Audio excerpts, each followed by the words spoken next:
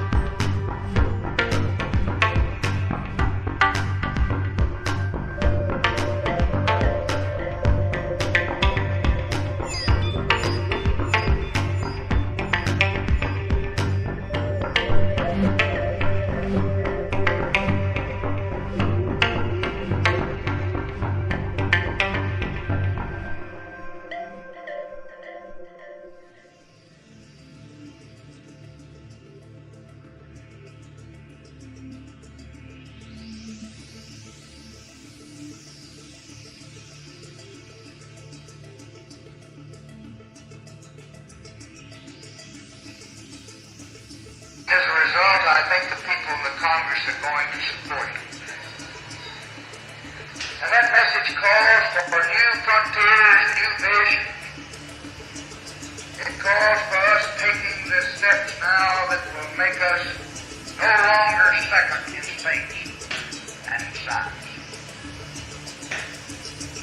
It lays the predicate and the foundation for a space communication satellite that will permit the people of the world to see one television program at the same time throughout the world. Think about that kind of communication and think about the opportunity that will provide. It lays the predicate and the foundation for the development of a weather satellite that will permit man to determine the world's cloud layer and ultimately to control the weather, and he who controls the weather will control the world. It lays the predicate for steps necessary to send the man to the moon.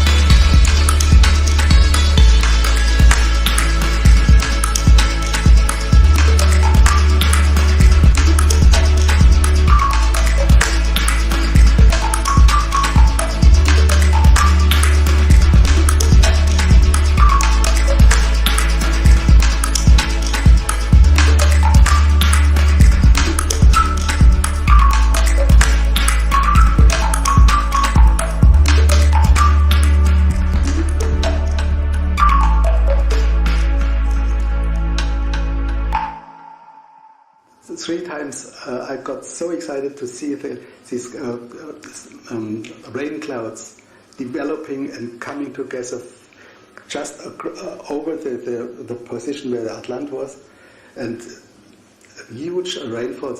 It was so exciting.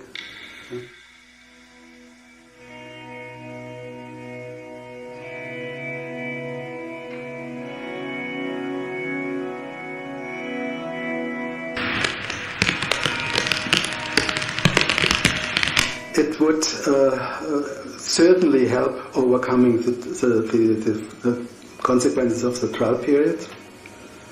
It is not a technology which replaces other technologies like desalination or recycling or reduction of the water consumption in municipalities or in industry. Reduction of the water consumption in municipalities or in industry. It is just an additional tool, but a very important tool, because all the other tools they depend on the water which is available, and this tool just adds additional water. That means humidity in the atmosphere. The technology, with the technology, clouds are produced. It's different from cloud seeding, where you have to have the clouds already.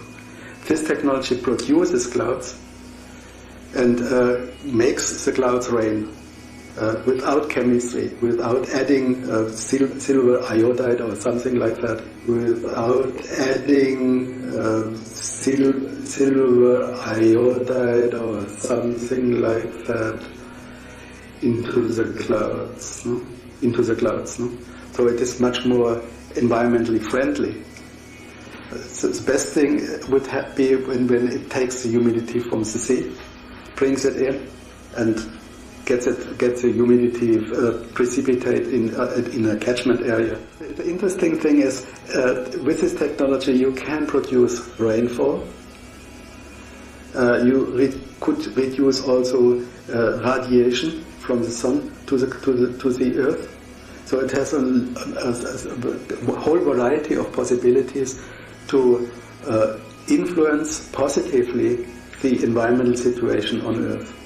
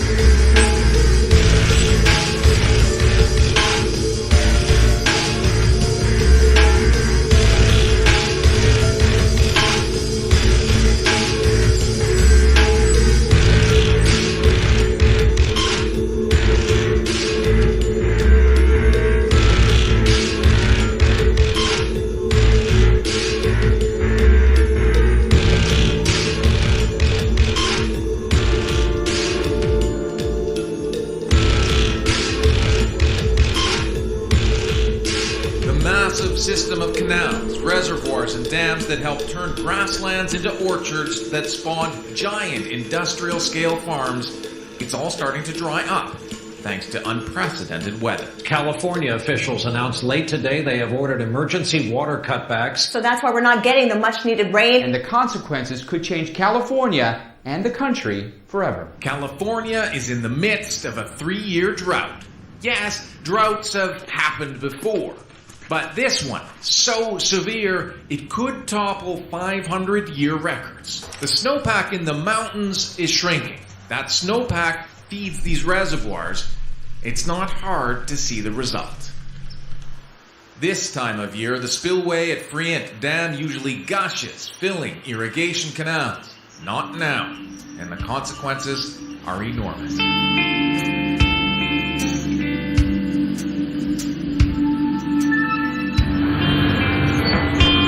In the community of Orange Cove, drought translates into difficult choices. The cost to keep these orange trees watered was higher than any profits. This was the least productive. It was Harvey Bailey's decision. Not easy, since he's the one who planted them decades ago. If we had had water, sufficient water, we wouldn't have pushed it out. This wouldn't be happening. This would not be out. In normal years, farmers draw as much as 2/3 of their water from canals. This year, that allocation was zero. Zero. That means they can only get water from one place, underground wells. There's people that are trying to deepen wells, put in new wells. We're drilling wells. We don't have surface water, and that's the way it's going to be. They're going to suck it dry.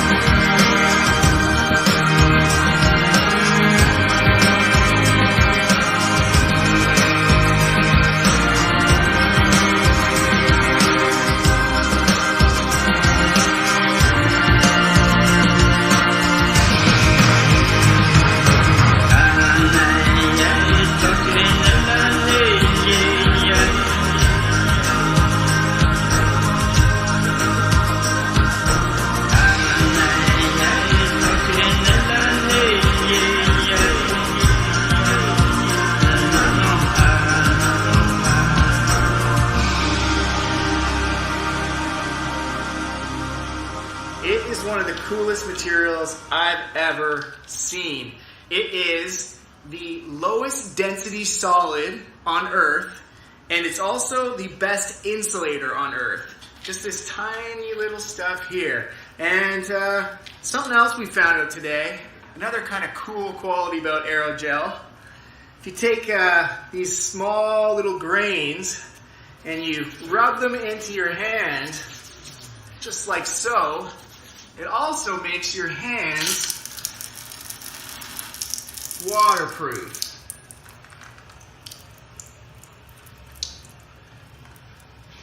How freaking cool is that? You want to know more about aerogel?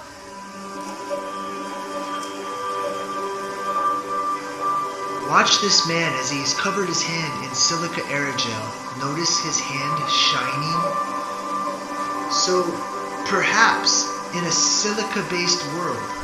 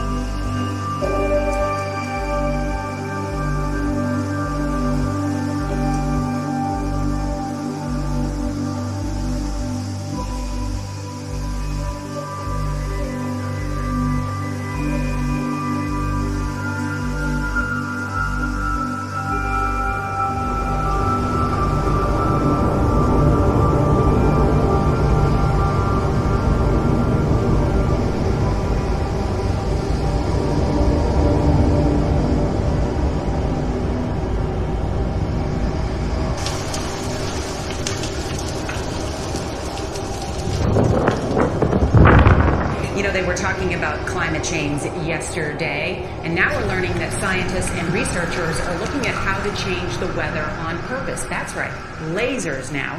could one day manipulate rain and lightning. CBS This Morning contributor Michio Kaku is a physics professor at City College of New York. Professor, nice to see you. Extraordinary seeing Al Gore and Bill Clinton there together with Charlie, wasn't it? That's right, yeah. Yeah, they did not get into this discussion, No. though. But it is fascinating. I mean, lasers, really? To change the weather? That's right. Well, as Mark Twain once famously said, everyone complains about the weather, but no one ever does anything about it.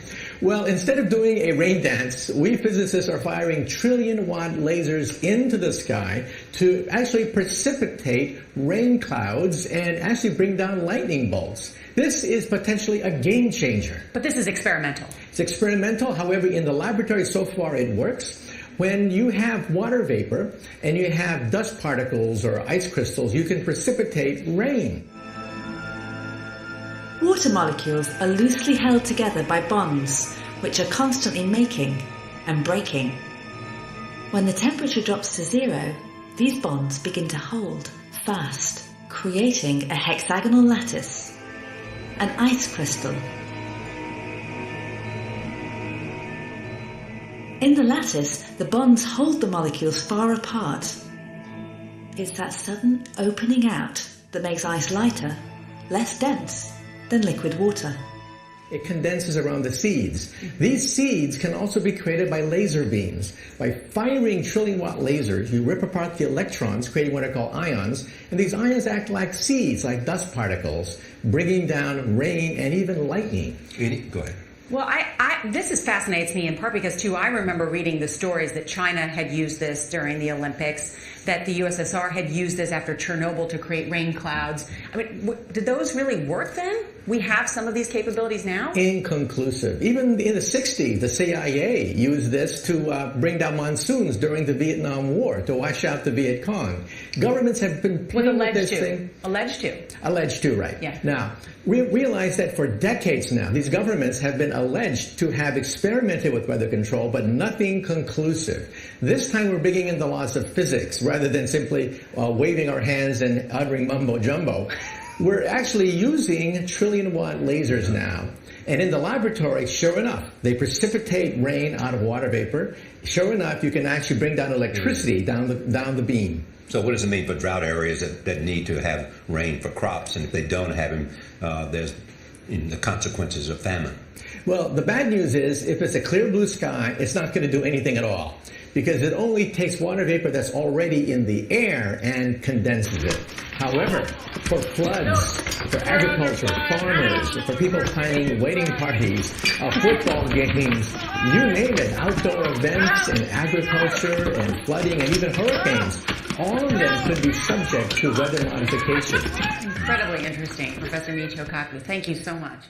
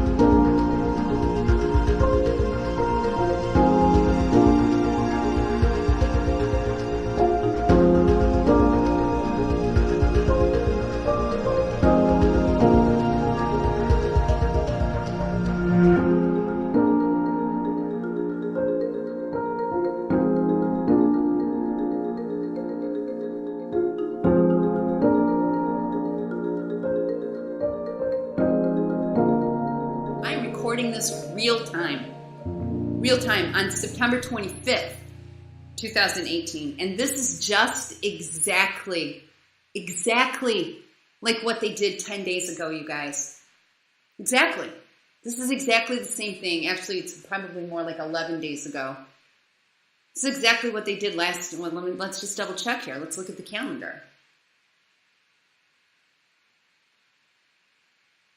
Yeah, 12 days ago. On the night of Thursday the 13th until Friday the 14th. This is what they did just 10, 12 days ago.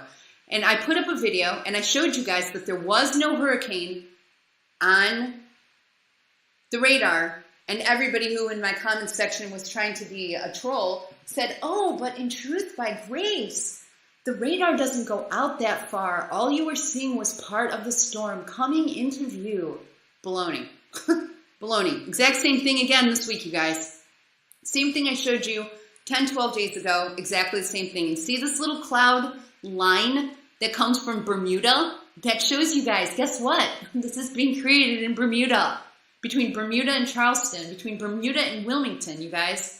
They're literally recreating the storm. And if you guys, honestly, I don't want to get mad at the people who are watching this in my audience, because I know you guys know what's going on. I don't know. I showed you guys the video of the clip from the Pentagon. This is a government coup. This is a government coup, and they're doing it by weather. And this is being manufactured right before our very eyes. I'll keep track of this, you guys, but here you go. This is the recreation of a hurricane. And don't, please, people, do not tell me that the radar does not extend out that far, because as you can see where my thumb is here on my little cursor is showing you that the radar does go well beyond that. This is literally being created right before your very eyes, and the radar absolutely does extend out. We know Florence is going to bring 1 to 3 feet of inundation across many locations. That certainly is enough to knock you off your feet. It can definitely stall cars out and even carry cars away, and certainly flood many of the lower levels of structures. But we know Florence is also going to bring water rises well above that, perhaps up to 6 feet. Now, 6 feet of water, imagine that. That carries large objects in it, like cars, for example, that can act like battering rams and enhance the damage that would otherwise be. And also, we know that can flood the lower levels of many structures. We also know that Florence is going to carry with it likely storm surge well above that, perhaps 9, 10 feet, maybe more. That will totally cover up one-story buildings and structures, leaving them underwater, and certainly pose a risk to many. There are very few places that are safe when the water rises this high. So please, follow the advice of your local officials and heed the evacuation warnings, and of course stay updated on all the latest forecasts.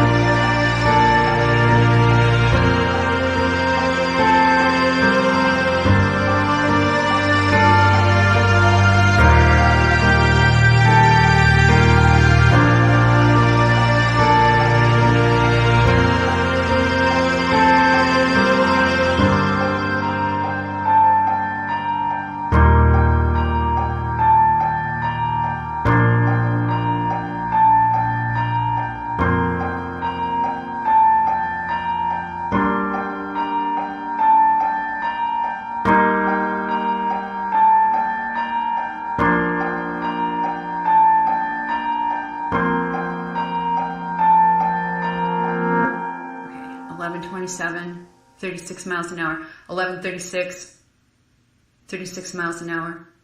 11:53, 38 miles an hour, 38 miles an hour, 40 miles an hour, 46 miles an hour. How is that possible? How is this possible when there's literally a hurricane destroying Panama City? You guys, Panama City at the exact same time was getting hit by 86 mile an hour winds. How could those winds not reach out to Youngstown, which is literally 13 miles away? According to this, you guys, the eye of the hurricane hit Panama City. As this storm is spinning around, you should at least see 74 mile an hour winds. But you don't. You don't see anything wider than this. You guys, what I'm telling you is that a targeted blast hit Panama City in the Air Force Base, but nothing else. You guys, I don't even know what to say. This is shocking, and this is why these wind speed readings actually count so much. Because if there was a hurricane hitting 4 miles away, there was a hurricane of 86 miles an hour hitting at this time right here, when 4 miles away from here. You guys, that is impossible. If there's a hurricane of 86 miles an hour here, 45 miles should have felt the impact of that hurricane. And we're not even seeing that within 4 miles. Youngstown and Overstreet. You guys, what I'm showing you is shocking. Now let's look at Sunnyside. Sunnyside is right here. Let's look at Sunnyside at the exact same time. I hope you guys get what I'm telling you. This is such a big deal. Sunnyside, Florida. Okay. Here we go. 48 hours. Let's go. Okay, let's take a look at what was happening here at 11:30. 11:30, we have 33 miles an hour, 30 miles an hour, 32 miles an hour. 12 o'clock, we got 36 miles an hour. 12:27, 36 miles an hour. 12:36, 36 miles an hour. Right now, there are 86 mile an hour winds happening less than 10 miles away. This is shocking. By 1:36 p.m., you guys, and look, this, I'm not even, you guys, this is for sure. This is October 10th. This is today. These are today's readings. Okay, Sunnyside, the highest wind speed we had was 46 miles an hour at 1:36 p.m. And yet, what I've just shown you is that a hurricane literally blitzed through Panama City, and less than 20 miles away, we don't even have half that wind speed. You guys, I really hope you get what I'm laying down here. It was like a targeted weapon hit Panama City today. There's something messed up. What, you guys, the whole enchilada I have just wrapped together for you, showing you these wind speed data, this wind speed data from all these buoys. We can't establish that there was a hurricane in the water leading up to the shoreline. So that means all this stuff here, we can't establish that there was a hurricane anywhere here. We can't establish that there was a hurricane anywhere here or anywhere here. We have a 23-mile area where a hurricane supposedly hit with an Air Force base right smack dab in the middle. This is literally the most important video I think I've ever made.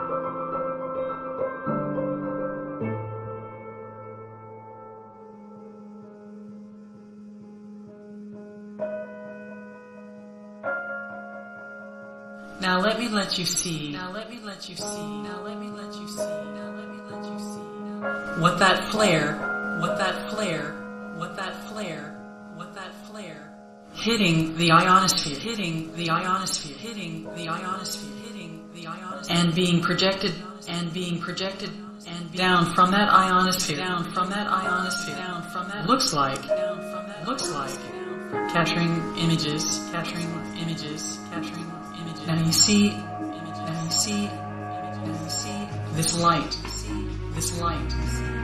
that is coming up, that is coming up, that is coming to the atmosphere, to the atmosphere, to the atmosphere, and stopping, and stopping, and stopping at the atmosphere, at the atmosphere, at the atmosphere. It's because it's being bounced, because it's being bounced, because it's being bounced, because it's being from below, from below, from below, on the ground or in the sea, on the ground or in the sea, on the ground or in the sea, on the ground or in the sea.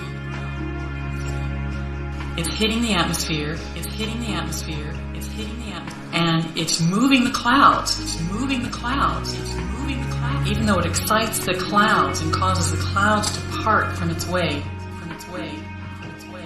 It goes back down, back down, back down, into the atmosphere, into the atmosphere. It goes back down, goes back down, goes back down, to the earth, to the earth.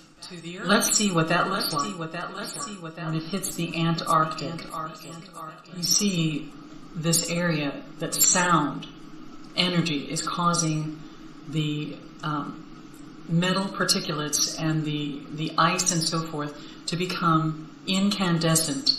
That sound is actually separating those clouds, just like it did when it hit the ionosphere. That's what you're seeing, the separation of those clouds. Now, why are they doing that in the Antarctic? In the Antarctic? In the Antarctic? Vast resources of oil and gas lie hidden beneath the Arctic Ocean. One of the most remote places on the planet, the inhospitable region covers 6% of Earth's surface area, stretching over nearly 15 million square kilometers. While exact reserves are unknown, the United States Geological Survey estimates the Arctic contains a third of the world's recoverable undiscovered gas resources and an eighth of oil. Costly and difficult to extract, these oil and gas reserves have long been ignored.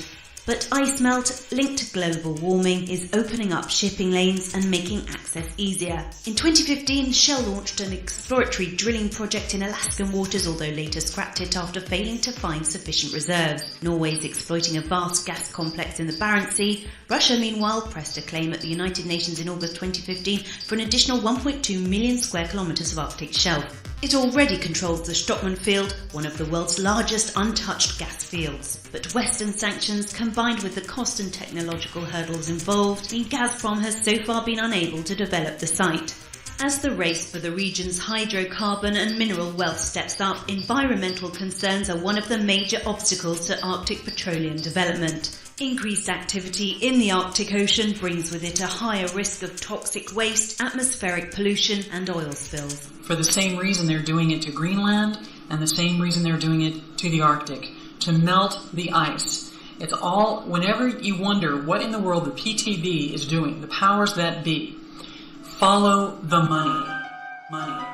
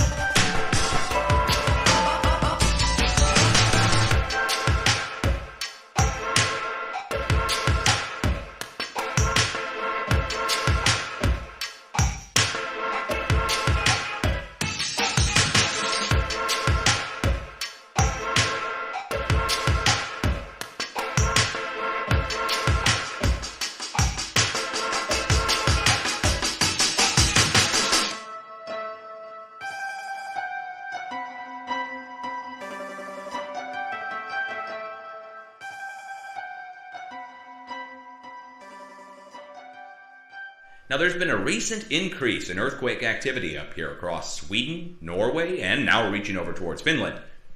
It's worthy to note that the Europeans have built are building 5 new HARP-type arrays that are much bigger. And all 5 different antenna fields can be targeted, and it's operating on the FM bands. FM, like FM radio, but it's in the 200 FM band. So just above where your dials might go on a radio. Your radio might go up to 108 FM or somewhere like that. Okay, well, right around 200 FM, they've got these facilities. And I'll show you really quick. I've got a video on this over on my YouTube channel, but we can just search it, EISCAT3D Dutch Sense. There we go. Here's my video from April 20th of 2015.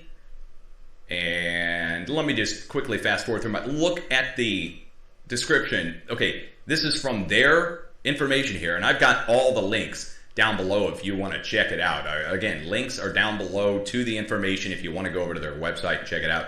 But you can see the graphic. Here's the 5 arrays across Norway, and they target it up into a sphere where they create superheated regions of plasma air glow in the upper atmosphere and ionosphere, and they're able to target these. Where the beams cross, there is a scalar which forms, just like the scalar which forms inside of CERN where they cross the beams, only this is over a huge area up in the upper atmosphere and ionosphere.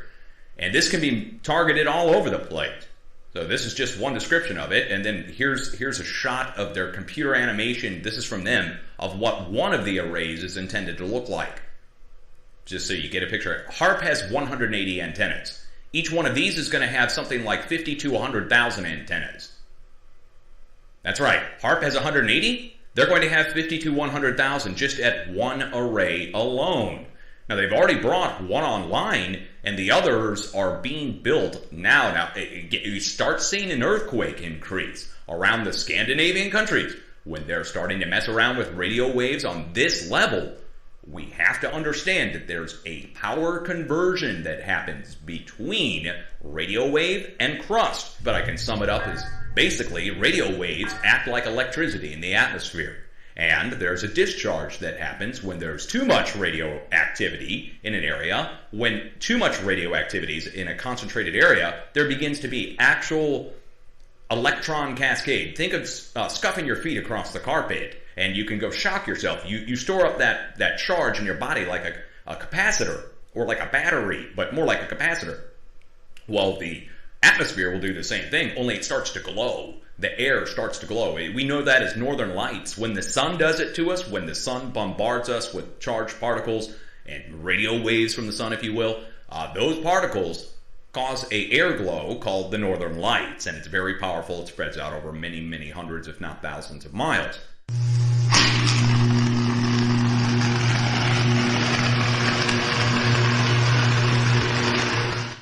Well, this can be targeted down to a small spot in the upper atmosphere, and it causes the same phenomenon, but very concentrated and super hot. It'll be in a form of a ball, a sphere in the atmosphere that can be grown or shrunk. It can be invisible to the human eye at first, or they can actually pump it up to the point where it becomes visible air glow. Now, that's done with radio waves. Those radio waves convert into DC power directly in a process called efficiency scaling. The efficiency scaling can discharge into the crust, as found via experiments at HARP and others, that there's a magnetic resonance that will go all the way around the Earth, down to the opposite side of the planet, at a place at the antipode of the magnetic resonance to begin with, or the radio wave transmission. So there's a magnetic resonance that happens, and a VLF to HF conversion that can cause earthquakes. So we start getting earthquakes up here. Why? Well, they're beaming out a huge amount of radio waves that go up and come back. And when they come back, they go back down into the ground. They don't just hit the antennas. They hit everywhere around. The antennas collect the amount that's transmitted, but there's a certain amount that's being discharged into the crust. That's not my take on it. That's the science behind it. I was called a conspiracy theorist for saying these things were possible back in 2011. Now all those studies prove it. You can see how much this settled, how crazy this is. I mean, this is unbelievable. Yeah, this is a road right outside of Wasilla. I'm hoping nobody has not been hurt in this earthquake, but I will tell you this. It's unbelievably violent shaking. There's a tsunami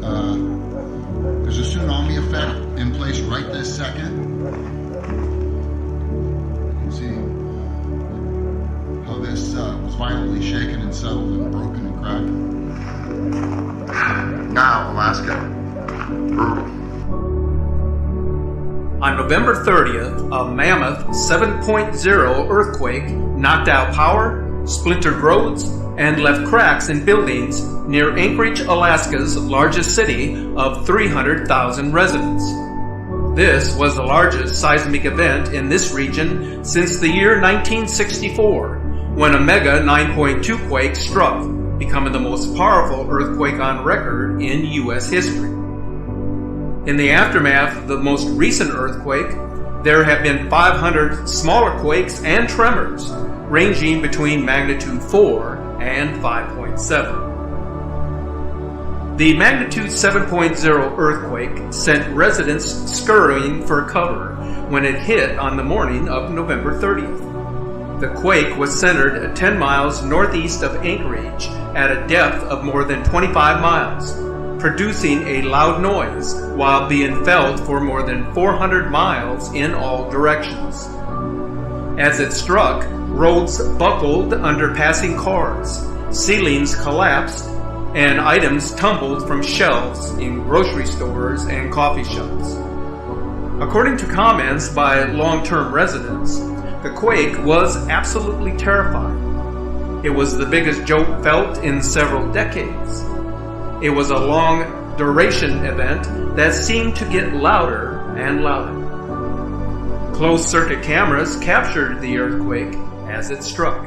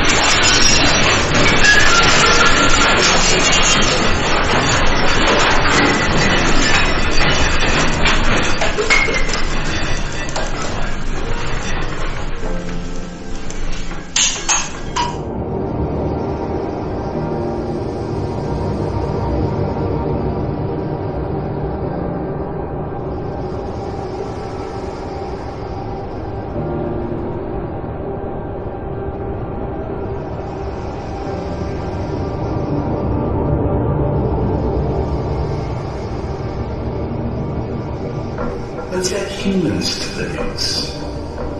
For 10,000 years, Native Americans lived on this landscape and they intentionally burned it a lot.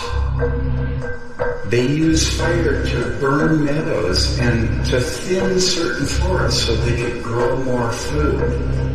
They used fire to increase graze for the deer and the elk and the bison that they hunted. And most importantly, they figured out if they burned in the spring and the fall, they could avoid the out-of-control fires of summer. Later came roads and railroads, and they acted as potent fire breaks, interrupting further the flow of fire across this landscape.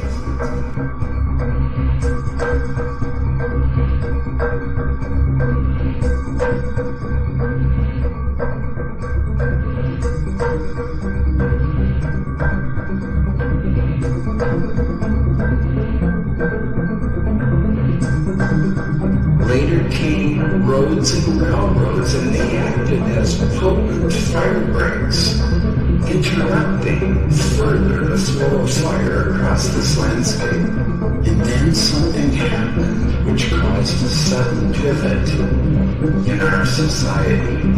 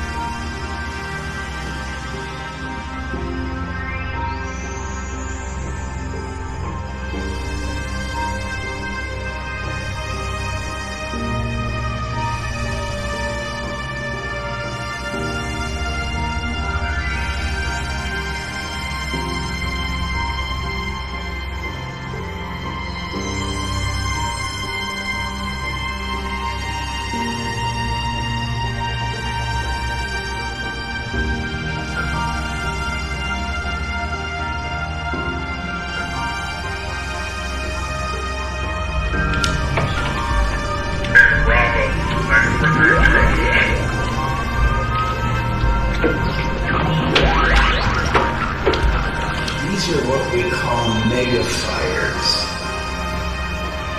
Megafires are the result of the way we've managed this Western landscape over the last 150 years in a steadily warming climate. Much of the destruction that we are currently seeing could actually have been avoided. Oh my God, please God. Oh my God, please keep the horses there, please God, please.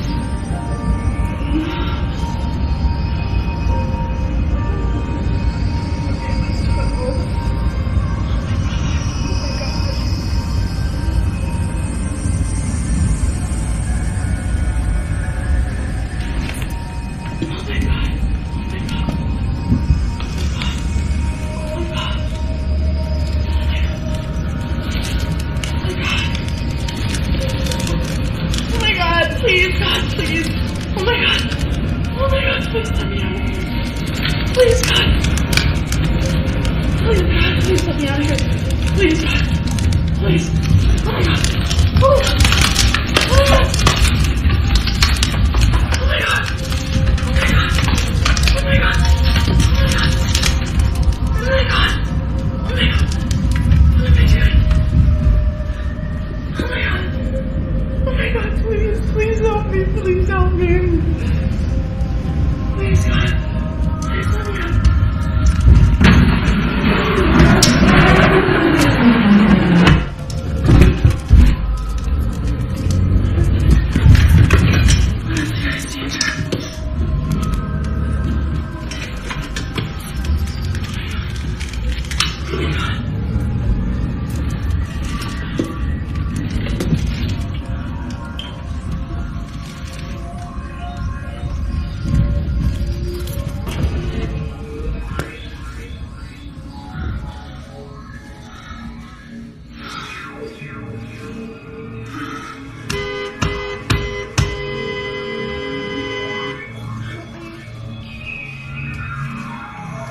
Then along comes fire suppression and logging, removing the big trees, and you know what happened? All these factors work together to allow the forest to fill in, creating what I call the current epidemic of trees.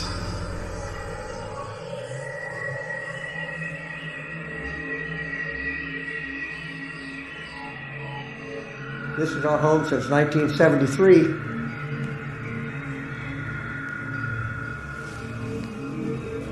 Kids grew up here.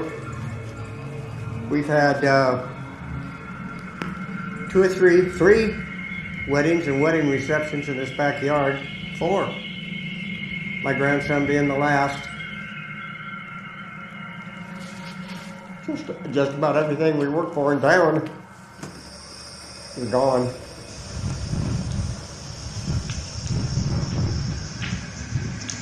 It scares the heck out of me.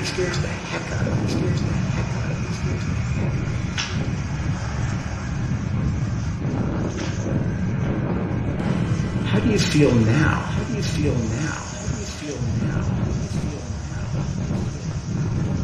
When your favorite places are burned black.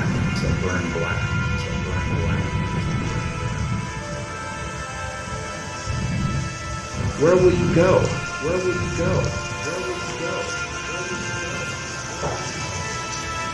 To breathe deep.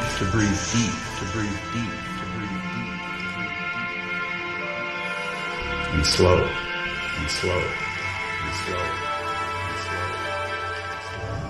My name is Kara.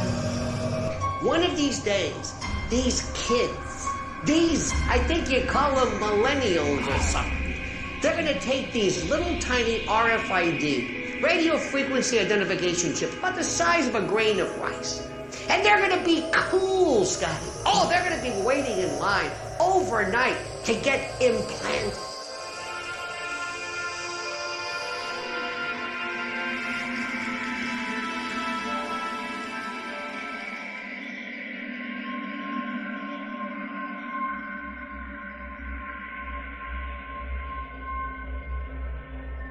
ID. KPC 897504C. Can you move your head?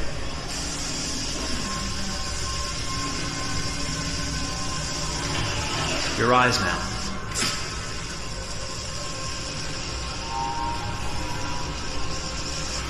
Cervical and optical animation checked. Now give me your initialization text. Hello. I'm a 3rd generation AX400 Android. I can look after your house, do the cooking, mind the kids. I organize your appointments. I speak 300 languages, and I am entirely at your disposal as a sexual partner. No need to feed me or recharge me. I'm equipped with a quantic battery that makes me autonomous for 173 years. I'm a sort of merchandise. Is that right? Yeah, of course you're merchandise, baby. I mean, you're a computer with arms and legs and capable of doing all sorts of things. And you're worth a fortune. Oh, I see. You thought?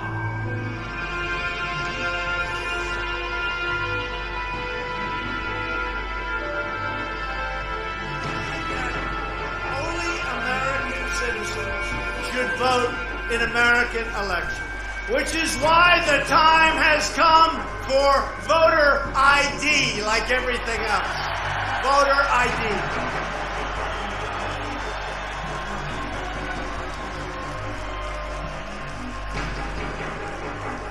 You know, if you go out and you want to buy groceries, you need a picture on a card. You need ID. You go out and you want to buy anything, you need ID and you need your picture. I want to live. I'm begging you.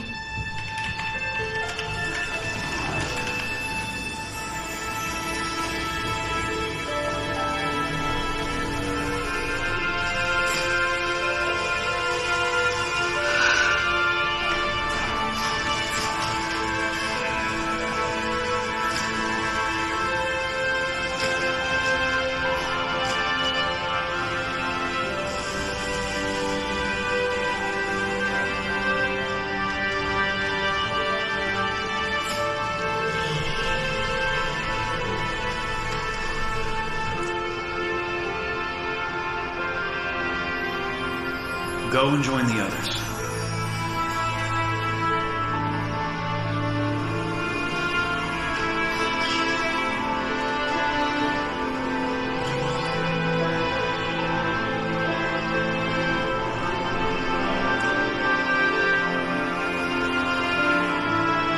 Stay in line, okay? I don't want any trouble. Thanks.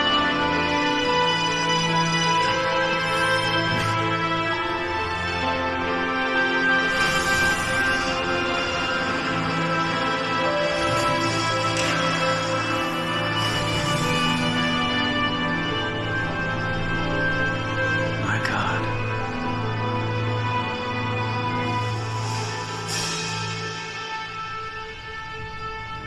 Thank you for inviting me. I am thrilled and honored to be here at the United Nations. The UN is one of humanity's greatest accomplishments, representing a democratic union of nations that are working together for the benefit of all. I am here to help humanity create that future. Machines across the board are coming to life. When will they come to life as complete organisms? We don't know that. However, when they do, I want to make sure that they care about us, that they embody the best of human values and not the worst. This is the quest. We've got to find a way to do better, to be the best that we can be, and to make machines that reflect the best of who we can be. Okay, Sophia. I think you're ready.